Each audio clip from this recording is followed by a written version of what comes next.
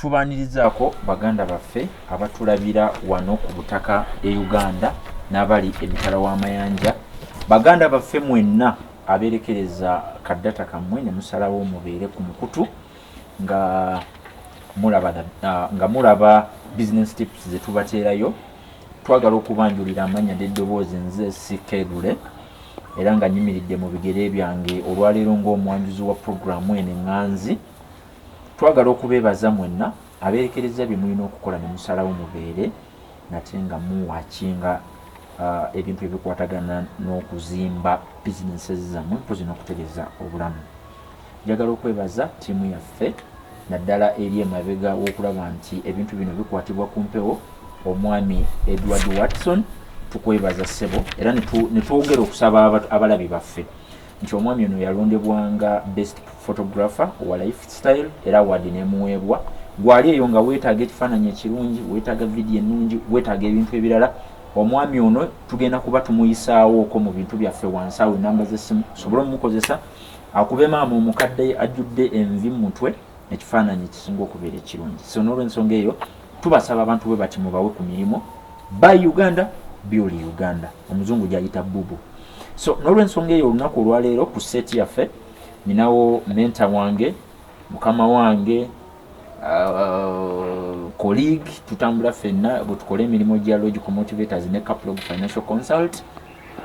Gye njogera okujjukiza nti ku mutimbagano gwaffe ogwa www.logicalmotivators.com twakukoledde kye bayita business membership card nga bw'oba ojjuzaamu ebikukwatako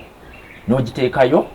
tuba tusobola actually business card eyo oba osobola okusaaka akafaananyiko mu mabbali awo ne tukukolera ebibala ebikirimu wansi nti tukurecognizinga nga member waffe.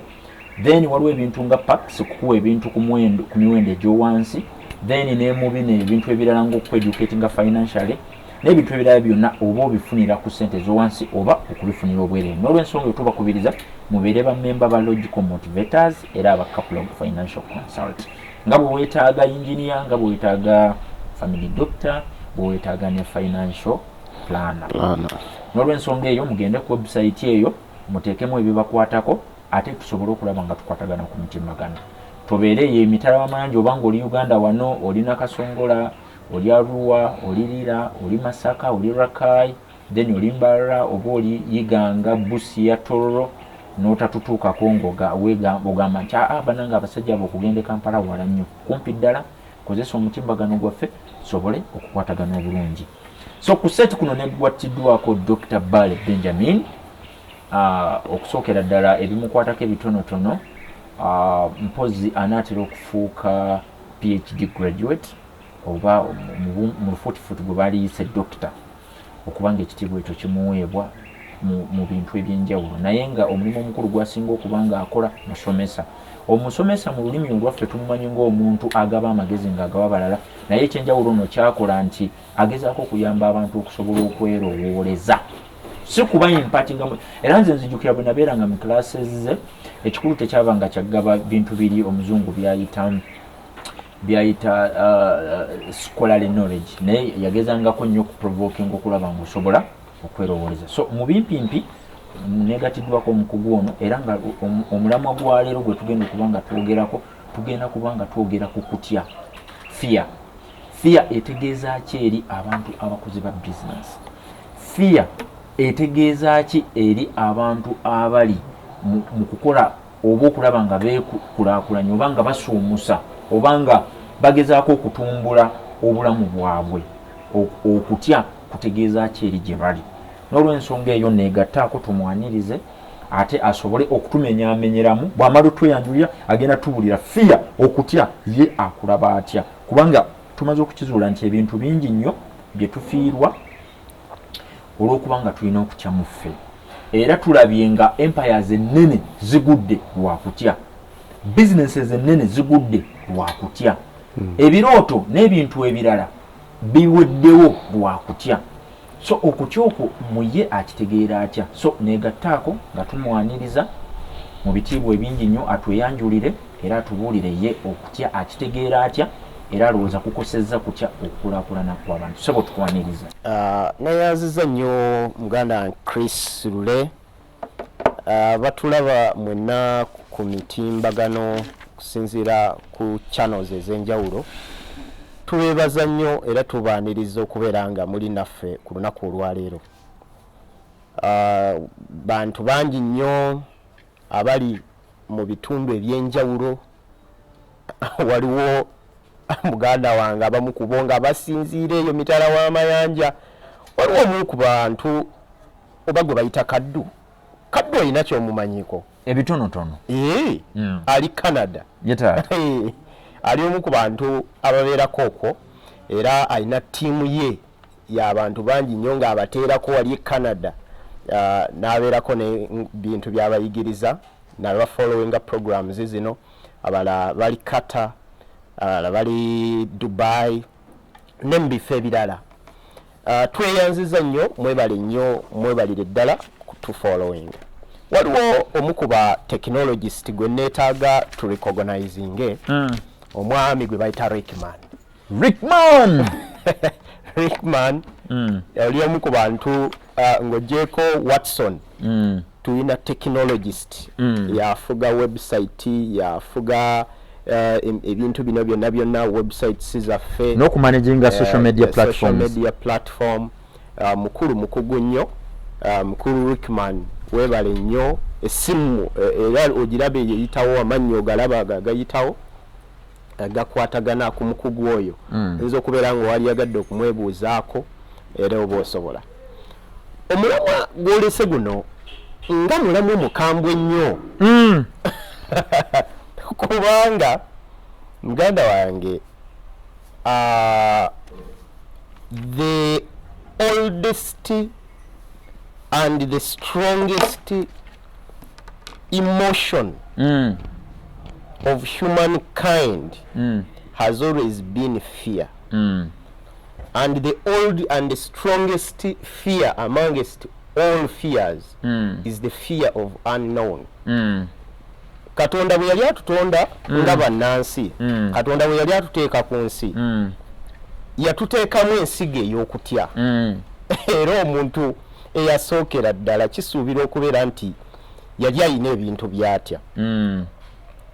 Tewali amanyidde ddala nsonga lwaki Mukama Katonda yatuteekamu ensigo eyo erimu okutya ebintu ebimu. Ekisookera ddala Katonda yabonekanga bubonesi najja n'agamba abantu be mu Edeni mukole kino mukole kino mukole kino. Balina ensigo eyali ebategeeza nti balina okutya naddala Katonda. Kati eyo ensigo y'okutya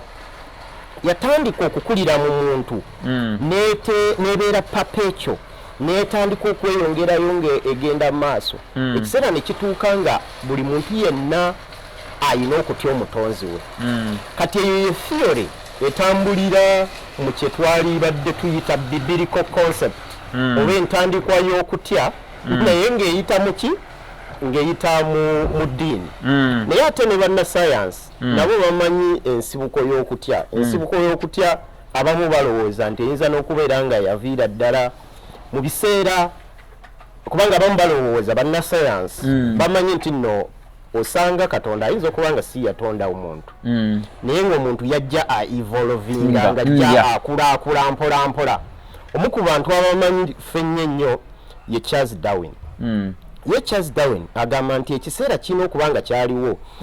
kye twalisenga evolution era waliwo ebiseera ebimu bye tuyita natural selection. Omuntu yatandika okubeerako ng'atandika okutya ebintu bingi nnyo naddala ebisolo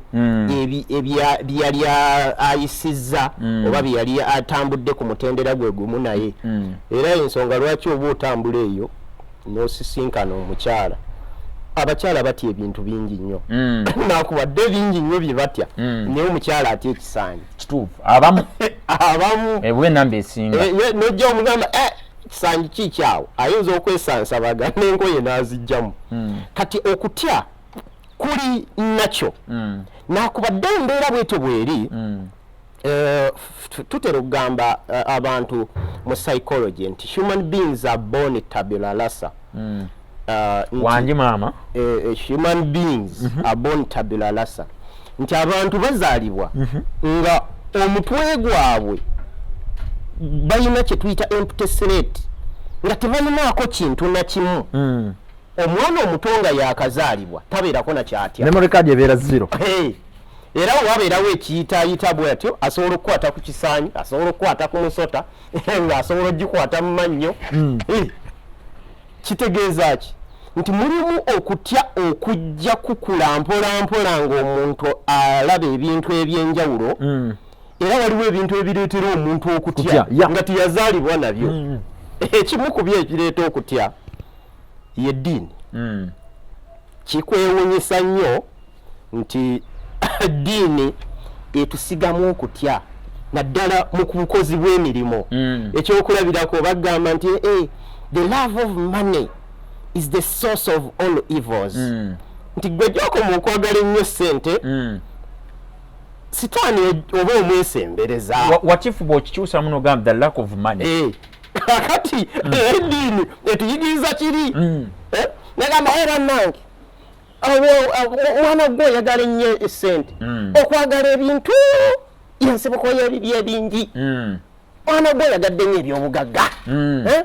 Kati omwana ne batandikira eno gye bali, omwana ng'akula, omuntu ng'akula, ne bamutiisa eby'obugagga. Naye ate ekikwewuunyisa nti abo abatutiisa eby'obugagga ate bo babirina. Ogyeko n'ekyo baagala tubatwalira ebirabo mu ekereziya, mu kkanisa, mu mizikiti, tuweeyo ebirabo. Tubawe biki? Ebyo bye mutaagala ate tufune. Okitegeera? Kaakati ne babeera nga batutiisa okugaggawala, batutiisa okukulaakulana, naye ate nga bo bennyini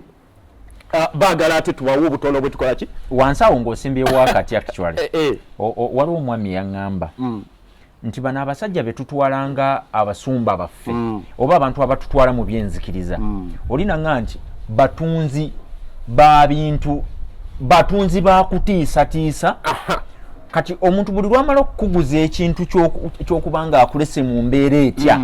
abeera shuwa nti enkya oteekwa okudda. Kituufu. Ate eddiini eshirayivingira nnyo oba ekulira nnyo mu kutiisa abantu. Ojja genda gwe nno mu geyeena, bw'otaakole kino ojja genda mu geyeena. Ebyo nno ebintu bingi nnyo bye biremesezza abantu abamu n'okulokoka, kubanga babatiisatiisa. Ojja kufa, ate ani ataafe? Ffenna tuli baakufa, ffenna tuli imoto. Naye kati mu mbeera eyo eddiini erina ebintu bingi nnyo byetutiisa. Ebyo gye tukoma okutya ne tugaana okukola nnyo oluusi okugaggawala, okuzimba enjuma tiriboona. In fact waliwo n'enjogera egamba nti kiribeera kyangu nnyo endogoyi okuyita mu mumwa gw'empiso okusinga omugagga okola ki okuyingira mu ggulu. Kati abantu bambi ne batya obugagga, ne batya okukola, ne batya okugenda mu maaso. Bami bamaliyo bakukunadde, bakeera mu keneziya, bakeera mu mizikiti, ekitali kibi. Naye abasinga obungi abamu enjiri gye babawa nga ye enjiri enfu, ebagamba nti nno mwetaaga mubeere nga muli banaku, mwetaaga mubeere nga muli bubi, musobole okukola kati abantu bamaliriza nga batidde okugaggawala. Endowooza eyo bagireeta ne mu bizinesi zaabwe. Buli bwe yali badde abeerako n'enkola gy'akwata afune bakasitoma abawera, agulabanga omululu oba ng'eddiini etakikkiriza, erina byetayagala. Actually mulimu enzikiriza ezitakkiriza kwewola. Okiraba? Kati endala negamba nti n'okwewola okulimu amagoba okwo tokola ki? Tokukkiriza. Kati eddiini eyo erina engeri gy'aleetamu ebintu ebyo. Ng'ogyeko eddiini waliwo n'ebyobuwangwa. Ebyobuwangwa bingi nnyo oba gye twaliise cultures. Birina engeri nabyo gye bisiga okutya mu bantu nga bakyali bato. Tuviira ddala eno ng'omwana akyali muto nga bamutiisatiisa. Simanyi Chris engeri ffenna gye twakulirako e Masaka, gye twakulira e Masaka nga gye batuzaala. Ojjukira bulungi nnyo nti baagamba nga omwana mulenzi talina kuliira mu seffuliya. Tekyabeeranga kirungi era mugundi byalinga tebakikkiriza. Nga n'emmembe tebatukkiriza ziri. Naye omanyi ekyo kye kyakufiiriza ng'okuze. Kati gwe gw'olaba Kristo oli awo olindaba tosobola kukola restaurant tosobola kubeera na initiative to do what to cook tosobola kukola cookery business kubanga otya nti bw'onoobeerako ne koolya n'okasuula mu ttama ogenda kukola ki bintu tebijja kutambula bulungi semanyi oyinza okukola gundi oyinza obutawasa gye bujja ebyo byonna bitambulira ku ki mu culture kati cultures newesinkana nga abakyala balina ebintu binyinnye cultures ebibagaana omukyala tavuga gaali omukyala oyo gwolaba talina kulinnya muti nakubadde byabeerangako n'ebirungi byebiziyiza wekyokulabirayenga sayidi enene yabeerangako bibi yabeerangako biki naye nga bw'otunula ennyo nojjolaba ebyobuwangwa ebyo bwe byajjanga biteekamu okutya abantu bangi nnyo we tuli nti tebasobola kukola bintu bimu lwakuba amawanga gaabwe oluusi tegabibakkiriza wesinkana ng'abamu beewanira n'eyo mu bubugyavu nagamba ekyebbeeyi omuganda takola kino ekyebbeeyi ono takola kino kati eyo mu ndowooza eyo ekyebbeeyi biwulira ekyebbeeyi omuganda takola bwasikaali kati lowoozaamu kiki ekyaligadde nnyo omuganda okukeera ku makya n'akola kampani ye ey'obwasikaali n'abeera nga takutte security eyo kugiwa abantu balala kakati eyo kalica egenda ejja etambula ng'ejja ekula ng'ensiga okutya naye okutya okumu ng'oggyeko n'ekyo okulala kuli okutya okumu kusikirwa oba kusobola okusiigibwa kuli contagious Chris bw'otambula n'abantu bangi nnyo nga batiitiizi oli buli budde wemunaatandika ebintu ebyo mujja kugwa kapulogo eyo era bebafuniramu waabo nabo balinganga abagira ebyo mbawadde emyaka egi bajja kuba bagudde kati nze abo bwe batyo sitambula nabo kubanga mmanyirawo nti you are instilling fear is contagious obutiitiizi bw'ogenda bunsembereza bugenda kutandika nange okunkwata ekiseera kigenda kutuuka mu kifo ky'okubeerako ne byenkola nga ngenda mu maaso ngenda kutandika okugamba ate oba oli yagambye nti nno tebijja kusoboka oluusi oyinza nokukiraba nga akiyiseemu n'olaba n'ogamba oba omusajja ono agezezaako okukola kino ne kigaana kitegeeza nange bwe naakikola tekijja kuyitamu kati fear eyo oluusi nga bwe tutunuulidde etambulira mu ddiini etambulira mu culture oluusi n'okugiraba contagiousness ng'otunuulidde obutunuulizi abatiitiizi naawe otandika okutiitiira n'obeera nga mu bizinesi bw'olaba munna atiitidde amaduuka bagenda gaggalawo simanya covid yazze n'olyoka otunuulira abantu we basattira naye nga mu bizinesi okutya kuli reflected mu mirundi nga 5 esooka waliwo kye tuyita fear of the unknown abantu batya Chris eyo twaginoonya okuva P6 the value of x then unknown ne tugitandika senior 1 na twatuka okuva mu senior y'omukaaga nga tetugifunye nakakati abamu bakyali na buli kati abakyasoma unknown x eyo tebagirabanga ne people are fearing the unknown wesisinkananga omuntu ekimutiisa takimanyi atya n'ekitaliiyo awo wenyini njagala osembewo wakati waliwo omukwano gwange yalina emboozi gyampa nanga nti alina omwami eyamunyumizaako nti alina awantu we yayitanga ebikomera nga 4 emmotoka yina we yamulekanga then n'atambula ebikomera nga 5 okutuuka ewuwe naye nga ku kikomera ekisooka walingawo ekibwa nga buli lwaba ayitawo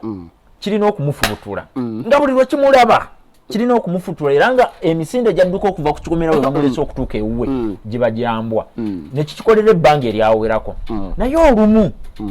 nagenda ekintu kino kinkanzekanze nnyo nja kuyimirira nfune bulooka nkibattula ebinnyo mbijjemu kakati olunaku olumu kyagezaako okubogola kimugobe n'agaana okudduka kigenda omusembera bwe kiti kyasame agenda okulaba ng'ekibwa bibuno byerere nga erinyo temuli yadde aka yasuula busuzi tafaali wansi ye mbonabonera bulijjo mmenyekera ki oguntu gunzirusa n'amannyo temuli so kati bw'oyogedde kutya nenzijukira nti olumu ebintu bye tudduka tebirina namannyo tebirina wadde waaka naye nno omuntu mu kubeera waawo abantu batya omuntu n'atya n'ekintu ekitaliiwo n'ekintu kyatasobola kuziyiza n'akitya weesisinkana nno to me the worst enemy of man is fear. Omuntu akyasingidde ddala okubeera obulabe eri omuntu yenna oba ekintu ekikyasingidde ddala okubeera ekyobulabe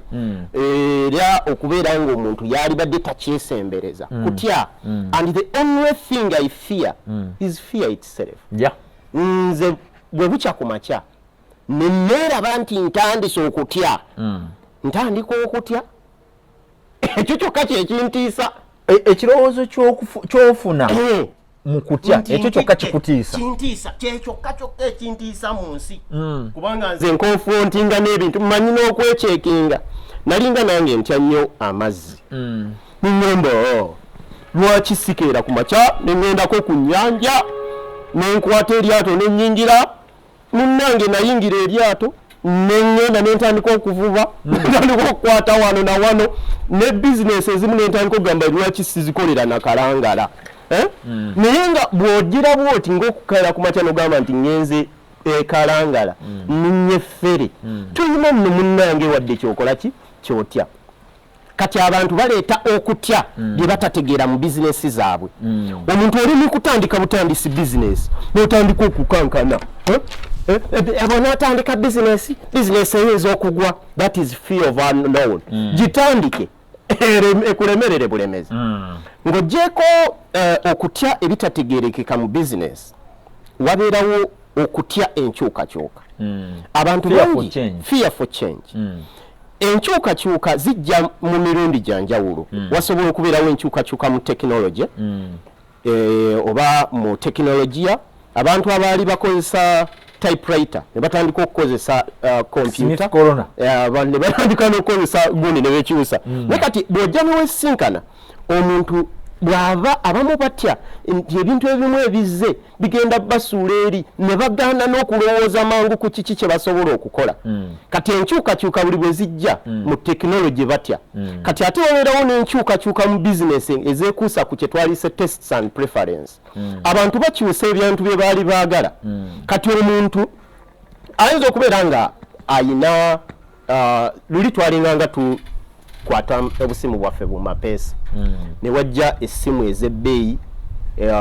ennaku zino abavubuka ze bakwata ez'okusazaasaza nagamba bannange baziyita za lulimi bizinesi tezikyafuna era bizinesi zino abantu bakwata kati smartphone n'abivaako nagamba naye okimanyi nti nno mu Uganda abantu ebitundu nga 30 bokka ndowooza owesinkana nga mu bitundu by'ebyalo abantu 30 be bokka abakwata amasimu ate abakwata smartphone batono kati okankana biki beerako n'enkola gy'osobola okukwatagana ogende mu byalo otunde ne bw'oba otunda obwo obusimu bw'obwo obutono era ojja kusobola okubugira kubanga foni amani investor ntunda amasimu naye foni ezimu ku ssente some of my businesses as a businessman ziri ki amanyi waliwo quadrants za mirundi ng'ena gye twalise employee small scale small self-employed ne tubeerako neyali badde nga business ne wabeerayo ne investor. To me, I'm investing in all quadrants. Era ndi businessman nsuubula amasimu gano naye emu ku simu ezikyasinza okundeetera ssente size zino zi iphone ogireeta n'ogiteekaawo baagala kugenda Kampala road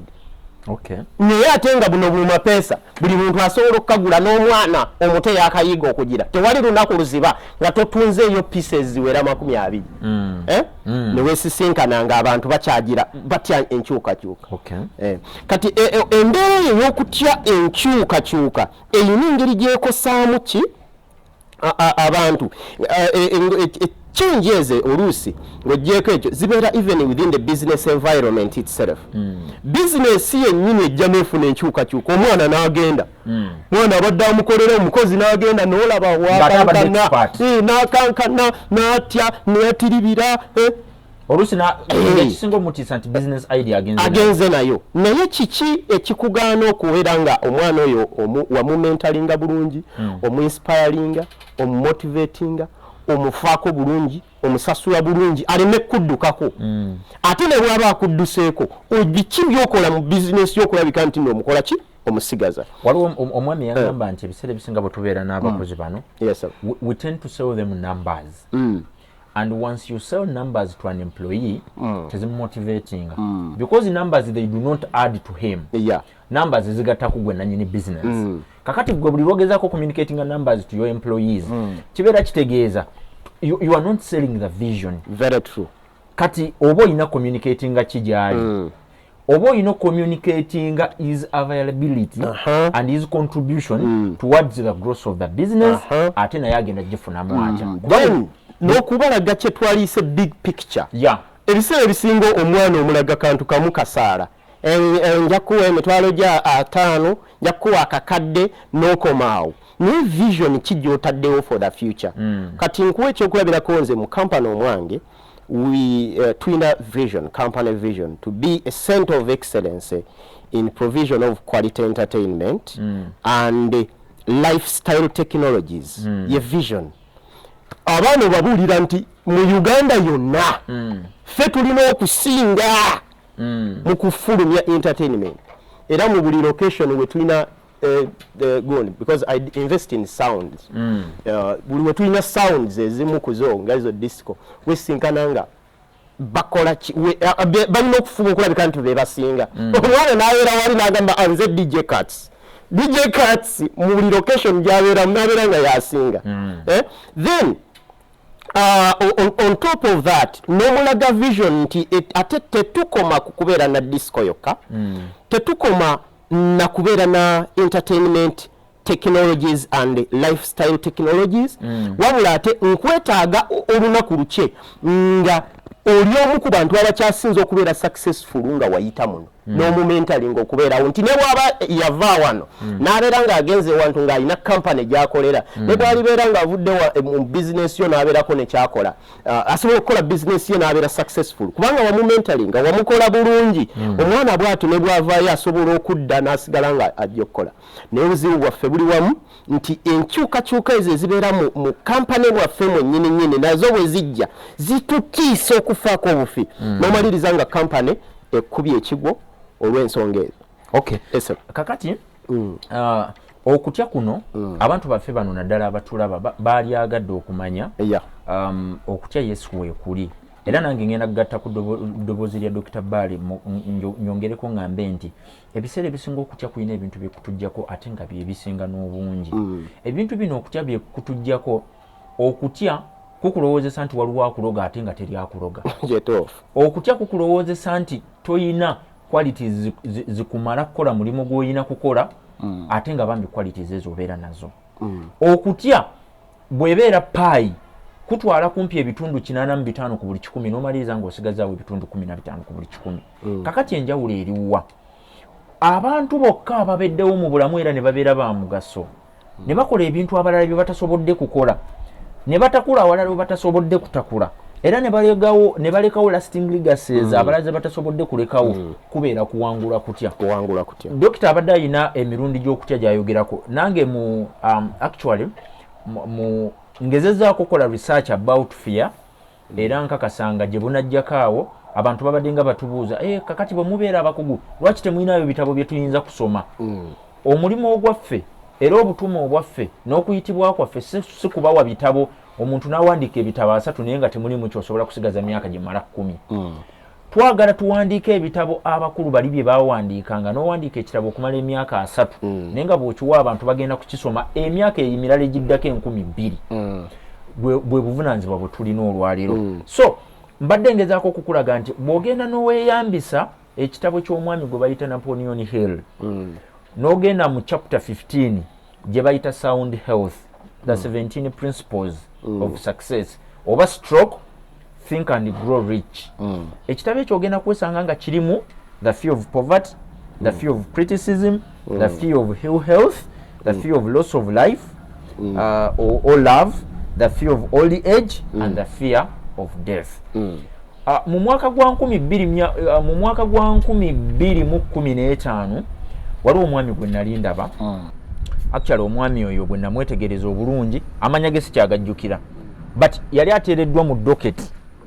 doketi omwo mwe yali ateereddwa yali akakibwa okuretractinga n'okumenyawo ebigambo bye yali asoose okukozesa mu butambi bwe yali yakwata emabega ng'omwami oyo ali mu kukakibwa omwaka ngugambye 2015 omwami oyo bagezaako okumuforcinga ndowooza yali state machinery ng'egezaako okumuforcinga asobole okumenyawo ebigambo bye yayogedde oba bye yakozesa oba ebintu bye yakola mu myaka emirala egiwedde bambi omwami oyo bwe namutunuulira bwe nti nalaba ng'okutya kumwambadde okutya okwali kumwambadde baali bakuyita kufa kati okutya kufa buli lwe kukwambala kuyina ebintu kukuleetera no compromisinga principles zo gwe z'obadde otambulirako nga gwe omuntu so nga abantu nga Socrates eyaliwo mu myaka 1345 BC bantu boyogera ku BC bagamba before Christ abalala bogamba BC bagamba before computers naye tugamba before Christ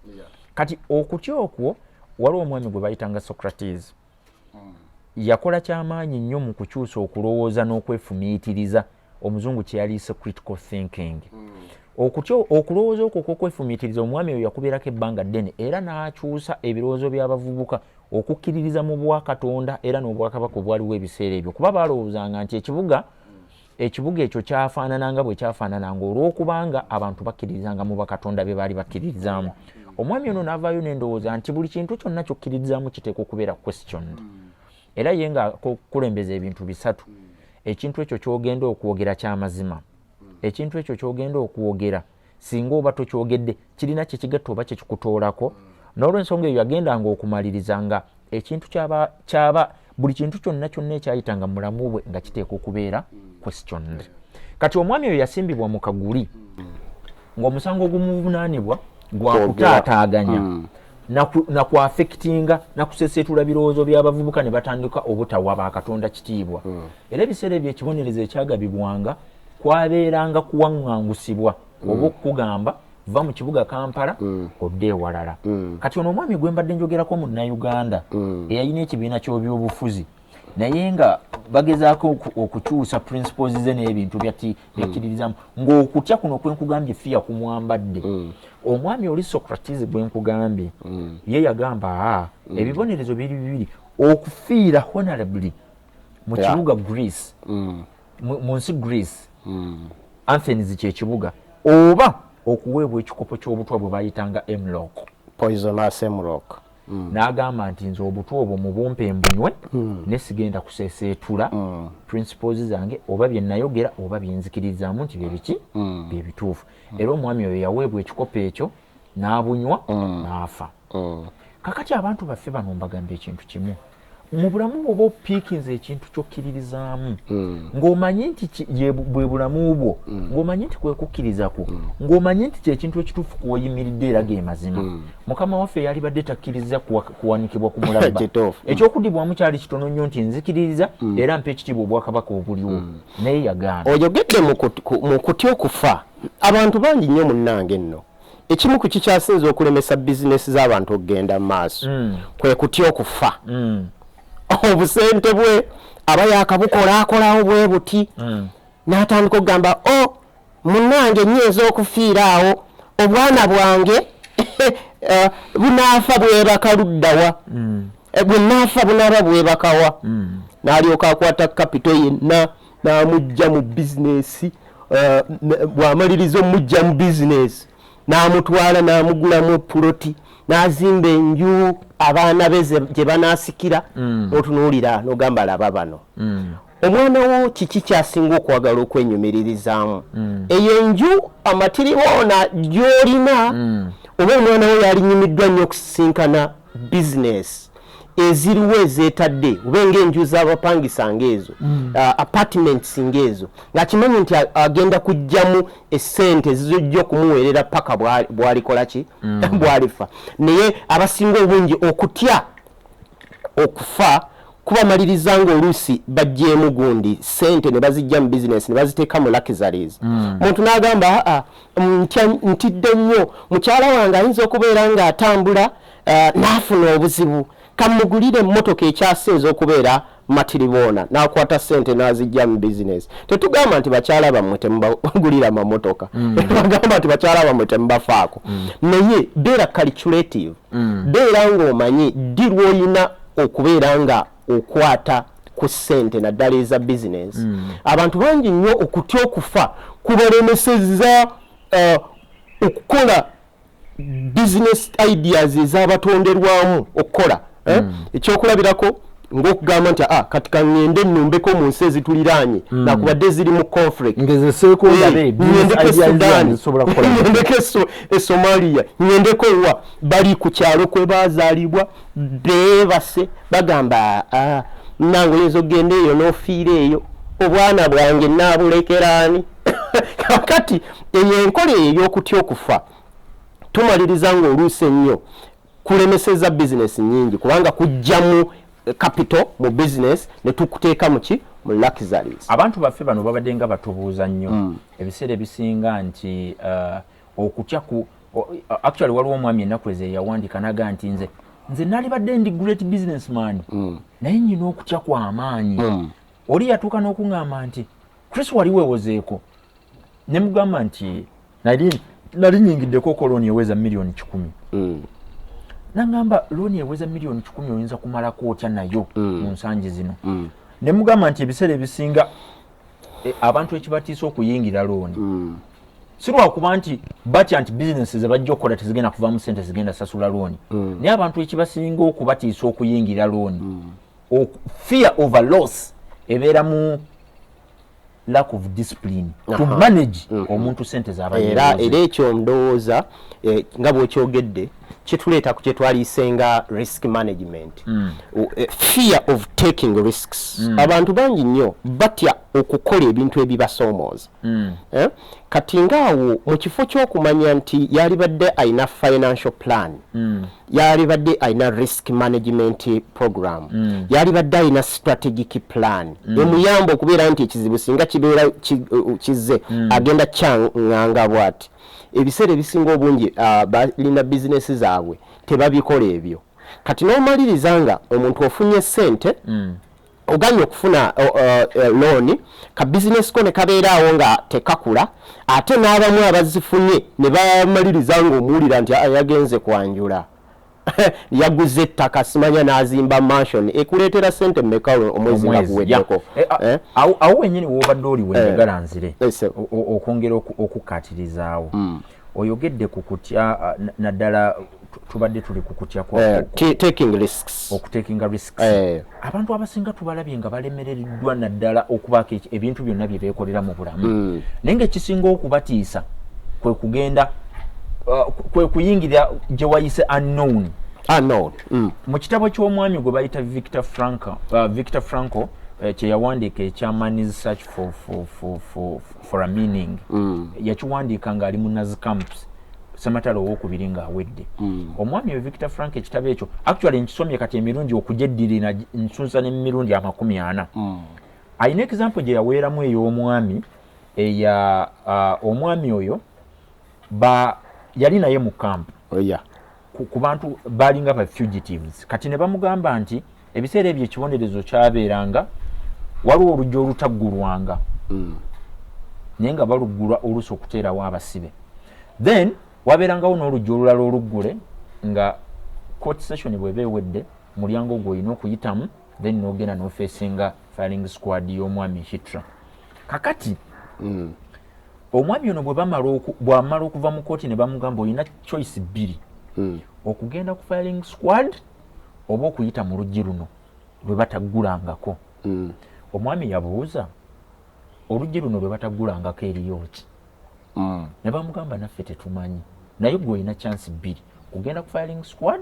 oba okweyambisa oluggi olwo omwami yachuzinga era choice yagamba kangende ku firing squad kati ekyo nekindeetera nga sinaba kuwa olugero olwo bwe luggwayo ekyo nekindeetera nti why do people prefer known hells to strange heavens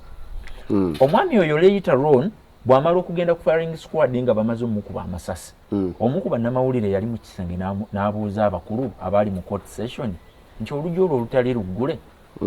bwe luggulawo eriyo kyeyo abaami ne bamugamba nti eriyo freedom oluggi olwo singa akkiriza n'aluggulamu n'ayitamu abadde agenda abadde free kakati tuddayo eri mu naked people want to be with the known devil than going to the good kind of heaven. Yeah. Nti mu kifo ky'okugenda mu ggulu lye batamanyi basalawo ne beebeera ku nsi okuli ebibi ebirya. Ebiseera bisinga twagala nnyo okukola ebintu bwe tumanyi era ennaku zino mbawulira nga baga nkola bizinensi gye mmanyi bw'enaakomekereza taagala kuyingirira kintu kyatamanyi bwe kinakola ekyo nno mu financial literacy tukiyita fear of leaving the comfort zones. Yeah. Abantu tebaagala kuva mu mbeera nnungi gye balimu tebaagala kwesoomooza naye ng'olina okubeera ng'omanyi ali eyo atuwuliriza nti buli bw'otava mu bintu by'okola buli bw'otakyusa kintu kyonna ky'okola osigala ofuna results oba ebivaamu bye bimu kubanga toyina ky'okyusiza. Oli yagamba nti the proper definition for a fool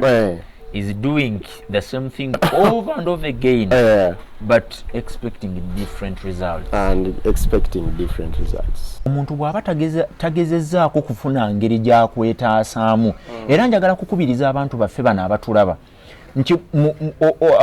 mweno gundi gye tukoze okutya tetukulambuludde kumalayo nga bwe tugambye nti okutya abantu bano naddala gye tugenda mu masinzizo oba mu masabo gye tubeera kutera okubeera okw'emirundi 6 okutya obwavu okutya okufa okutya okucriticizingibwa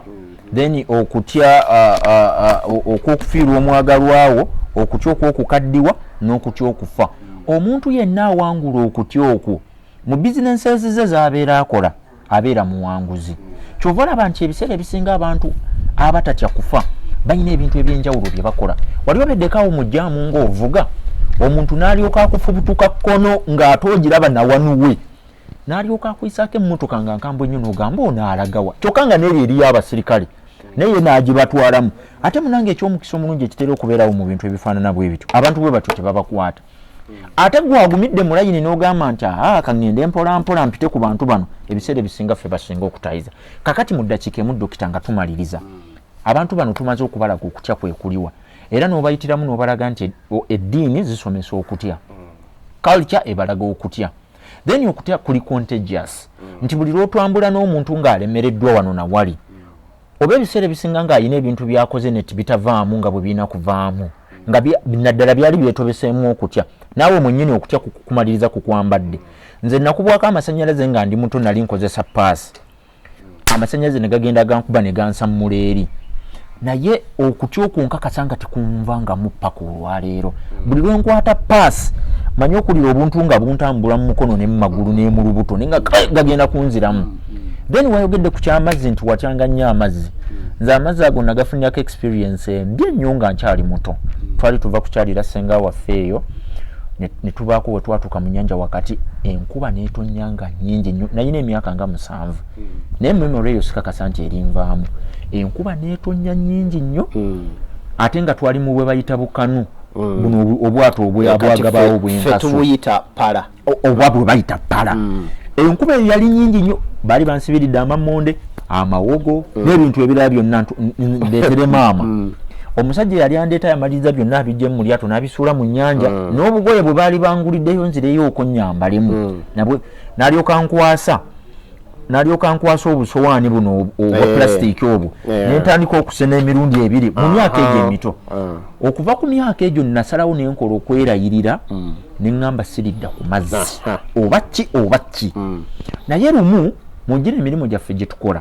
natuuka ekiseera nga nfunye projekiti ng'eri Kalangala kati natuuka ebuka katanga ekintu ekiriwo kidyeri nga sikyalina kyakikolera nyina okukonkalinga fiyeeyo gye nayina ey'okuba nti nziramu okugenda ku mazzi naye munange ekintu ebiseera ebisinga ekintu kyotera okutya kyekijja gyobuli era buli lwoba ng'otya ogubwa gukugoba buli lwoba ng'otya okufiirwa mu bizinensi kukutambulirako lwoba ng'otya looni buli emikisa gyonna gy'ofuna gibeera mu kwewola kakati bwe natuuka ku kidyeri ekyo ebintu mbutuufu tebyantambulira bulungi kubanga ekidyeri ekyo twali tutuuse wakati ng'eri toyina kyolaba neno toyina kyolaba ekidyeri yingini neekuba ekidyeri ekyo ne kitandika okutambula kyokka era twagenda okumaliza nga tuli ku kisaalu naye ekyomukisa omulungi ttiimu gye twali naye era njagala okubeebaza abakulu abo baakola ekisoboka kyonna okulaba nga twali tuweza ssaawa nga 2 ez'ekiro yingini ne restartinga era ekidyeri ne kitambula bulungi nnyo paka lwe baatutuusa bwe twatuuka okusomoka amazzi ago naye mu kyo nafuna ki nayina fiya y'okuddamu okubeera ku mazzi ku luno namaliriza nkikoze ebyo ebintu byonna by'obadde otya mu bulamu ng'olowooza nti bizibu nnyo okukola obadde otya okwewola naddala ojjukira omulundi gwe twayogera kukozesa looni omuntu yaŋŋamba nti omwami yavaayo n'agamba nti nze okwewola ssente nga nziteeka mu bizinensi afazaali bizinensi egwa neggwawo naye sisobola kwewola ssente z'amagoba kubanga yaŋŋamba nti obusiraamu tebukkiriza kwewola kati nze okuba ekintu kyonna so nga ate munnange abo abantu abali mu kukola emirimu eminene mu bahaji be musinga okwenyumiriza mubeewolera ddala ssente ate nka z'amagoba ate era ne bagasasula n'olw'ensonga eyo ekyo ekintu ky'obadde otya ng'olabira ddala kizibu nnyo okukola olwaleero nsaba okigezeeko bintu ki by'osobola okyegerezaako Dr. Bala agenda tuwa submission ye ey'ebintu by'osobola okukola naye kimu ku byo kwe kulaba nga osoma n'obeera omumanyi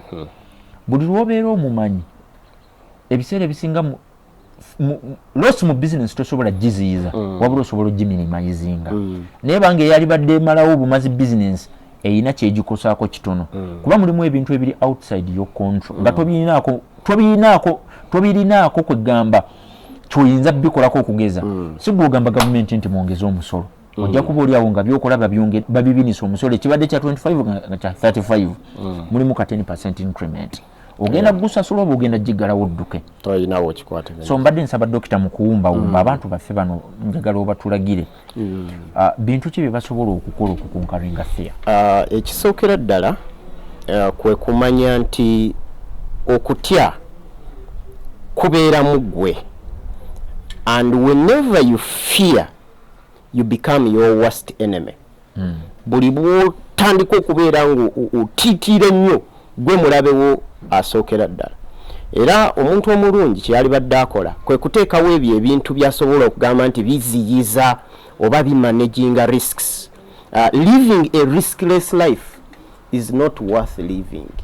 kubeera mu bulamu nga gugamba nze ekyo sikikola byonna kigezaako bijja kulema beerawo ng'omanyi bumanya osobola otya okuziyiza ebyo ebintu ebibeerawo ekimu ku kyosobola okukola kwe kukyalira abakugu nga logical motivators kubanga tulina risk management programs tubakolera kye bayita strategic plan nti bw'obeera n'ekintu nga kikukankanyiza okumala ebbanga tusobola okuyambako okukola strategic plan n'omanya nti ogenda kuziyiza bwoti ebintu bino strategy ekizogenda okukola vision ye erina kubeera etya objectives zo zirina kubeera ki tactics zirina kubeera ki time frame egenda kubeera ki mwegenda okugiramu ebintu bino mbeere nga mbimaliriza omu ku bantu omumanyi si mumanyi nnyo kiri awo naye nga muntu waffe mulungi gwe bayita Barack Obama yaliko president wa America kale takyali president naye era tumubalanga president yawandiika ekitabo kye bayita Audacity of Hope Audacity of Hope ekitabo ekyo bwe nali nkisoma nakizuula nti mulimu obuvumu oba bwe twayise audacity okuguma n'essuubi n'osobola okubeera ng'omaliriza ng'olwanyisiza okutya kwonna kwonna okukolemu ekitabo ekyo mu Luganda bakivuunula nti obuvumu mu kugumiikiriza naye nga audacity kwalibadde nga okugumiikiriza obuvumu okubeerako n'ekintu kyokola nga okimanyi nti olina essuubi nga tosobola kgenda maaso omwana w'omuddugavu mu Amerika yamala ebbanga ddene nnyo ng'alimu obutiitiizi obumususse nga tasobola nakulowooza nti naasobola okubeerako president ekyo yakikola mu Uganda tumaliriza nga tumaze ebbanga ddene nnyo abavubuka nga bakyali awo bakyekanga nga biriza tebalowooza nti basobola okwebeereramu naye kati ndaba bagezaako kola ki okwebeereramu kati mu mbeera eyo atuwuliriza atulaba ku channel yonna gy'olina okubeera ng'olina olina okubeera nga kati ofuna kye tuyita audacity of hope, olina okubeera nga wekkiririzaamu, olina okubeera n'obuvumu osobola okukonfrontinga oba okulwanyisa okutya okwo, kubanga okutya tekuliiwo. Okutya gwe okweteekamu bweteesi, bw'oteekawo n'okola strategic plan n'okola risk management, ebiseera ebisinga obungi obeera osobola okubeera successful. Awo wennyini wetwagala okukomekereza programu yaffe n'eŋŋanzi ey'okuwangula okutya, era nange ku bigambo bya Dr. Barek njagala okugatta. Omulundi ogwasooka twabayigiriza omuntu bw'omala okwezuula bintu ki by'oteekwa okubeeramu, era njagala okwongereza ku bigambo ebyo nga nkugamba bwe nti bw'omala okwezuula okutya kuno okw'emirundi 6 kwe twogeddeko, okw'okutya obwavu, okw'okutya okucriticizingibwa, okw'okutya health nga bw'onaga nti naafuna siriimu, naafuna kansa, naafuna prostate n'ebyo ebintu ebirala, then okufa okufiirwa oba okuviibwako omwagalwawo omuntu gw'abadde asinga okwagala mu bulamu, n'okutya okutandika. Abantu bali eyo bafa obwavu tebaagala kutandika, then n'okutya okutandika, then okutya old age nti omuntu bwenna akaddiwa nja kubeeraawo nga sikyasobola kwetuusaako bintu bya bulamu, then n'okutya okufa. Omwami oli gwe naggambye yali mu mwaka 2005 gwe baasimba mu kaguli ka kkooti n'atandika okusaanyaawo ko ebintu bye yali ayogedde ng'ate amanyi ebintu bye yali ayogedde okusooka bye byali ebituufu. Naye omwami ono olw'okuba yalina okutya kw'okufa, abantu abawangudde okutya, abantu abali waggulu w'okutya, ebiseera ebisinga basalawo ne bafa. Mukama waffe Yesu Kristo yafa, omuntu gwe tusinga okuba nga tuwa ekitiibwa Nelson Mandela mutabani we yafa nga yakaweza emyaka 22 mu kkomera, ate nga South Africa culture yaabwe egamba nti mutabani we omukulu singa abanga afudde ne bw'obeera musibe oweebwa chance egenda okumuziika. Kati ono bamuwa ebintu bibiri ne bamugamba okudenouncinga apartheid oba okusigala mu kkomera oba tukuleka ogenda ozike mutabani we, then you denounce nti tokyali muwagi nti oba apartheid ogiwagira egende mu maaso. Yagamba omwana sijja mumuziika bamuziike nga siriiwo kambeere mu kkomera naye abantu bange balina okununulibwa. Ebiseera ebisinga okutya omuntu akyalinamu okutya abeera tanneezuula. Omuntu eyeezudde abeera takyatya kwavuwala, abeera takyatya kufiirwa mwagalwawe, abeera takyatya old age, abeera takyatya kulwala, abeera takyatya bwavu n'ebintu ebirala. Nga n'ebyo ebitaliiwo bi unknown tabitya. Yensonga lwaki omuntu asobola okusimbibwa mu kaguli n'agamba obutwa mu bumpe mbunywe mbasiibula emirembe, naye nga takkiriza compromisinga principles ze zanywereddeko era zakkiririzaamu. Tubeebazizza nnyo baganda baffe naddala abasazeewo ne mugamba nti katubeere ku mukutu guno. Omulundi omulala tugenda kwongera tujje tuttaanye kubanga fiya tetujje mu ddakiika zino ze tukozeseza tetusobodde gisosootola kusobola gimatiza muvubuka waffe atulaba. N'ebimu bajja bisanga mu misomo gyaffe. Kati n'emisomo gye tuteekateeka wano nawali tugenda kuba twongera ebintu bino bitemaatema okutya biki byekukulemesezza. Osobola otya okwewala okutya era osobola otya okuwangula okutya. Mpozi n'abantu baffe abatugamba kino temukyogeddeeko kiri temukyogeddeeko tubakubiriza era twagala okubasaba buli ayina ekintu eyo ng'oyagala okyogerako funayo omukutu gwonna ennaku zino emikutu gya bwereere tuula nga bwe tutudde recording ekintu ekyo nga bw'oyagala okyogerako naawe okiweereze. Byonna tetusobola bikolako mu ddakiika 3 oba 4 ge tubeera tulina mmwe, naye naffe tugezaako okukwatako ku buntu obutonotono bwe tulowooza nti busobola okubayamba. Abaagala okumanya ebisingawo mujje ku offices zaffe eziri ku Nkrumah Road opposite police station ku kizimbe kya Uganda Cooperative Alliance omwaliro ogwokubiri oba second floor, room number oba offices ziri ku 302C. Bw'onaatuuka obuuza Logical Motivators oba Caplog Financial Consult tujja kubanga tukwaniriza. Twagala okwebaza omwami Edward Watson owa the best photographer oba omuntu eyatwala award y'okuba ekifaananyi ekisinga okubeera ekirungi. Then twagala twebaze Rickman omuntu ali behind okulaba nga shows zino ne shootings zino zirunninga live muzifuna bulungi nnyo, making sure ndi website yaffe oba ne IT systems zaffe zonna mu Caplog ne Logical Motivators zitambula bulungi. Abatwambaza abatunyiriza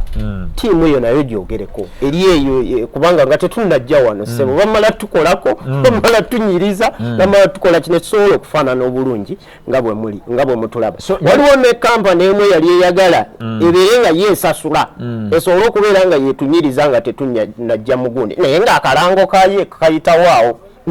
nayo bwe tunaaba tumaliriza contract tujja gibabulira n'abalala abeegwanyiza nammwe musobola okukola ki by the way n'abalala baagala okulanga naffe okututeekamu ssente twongere abantu baffe bano okubasomesa tubaaniriza. Dr. Bale nkwebazizza nnyo, oyina engeri gyogezezaako okujjayo okutya wadde nga tetubawadde kinyusi kyonna kimalayo naye ndowoozaako ke tutandise nako bino byonna bwe tunaaba tumaze okulirizinga ekitabo kyaffe kyetugenda okukolerako research gwe tumazeemu emyaka 10 tugenda okutta ekitabo kino nga tukiresearchingidde emyaka 20 aga Uganda. Ekikulu si kyakuta bitabo bingi nnyo wabula ekikulu kyakubawa bintu bisobola okubayamba. Mwebale nnyo, Mukama abawa omukisa bye mukola bijje mwezuule musobole okukola ebintu ebibanyumira ate Katonda agaziye enfuna yammwe. Mwebale nnyo, mwebalire ddala. Amanya n'eddoboozi Sike Lule sanga ku mutimbagano nga Sike Lule tunyumyemu tusobole okutambula ffenna. Bye bye.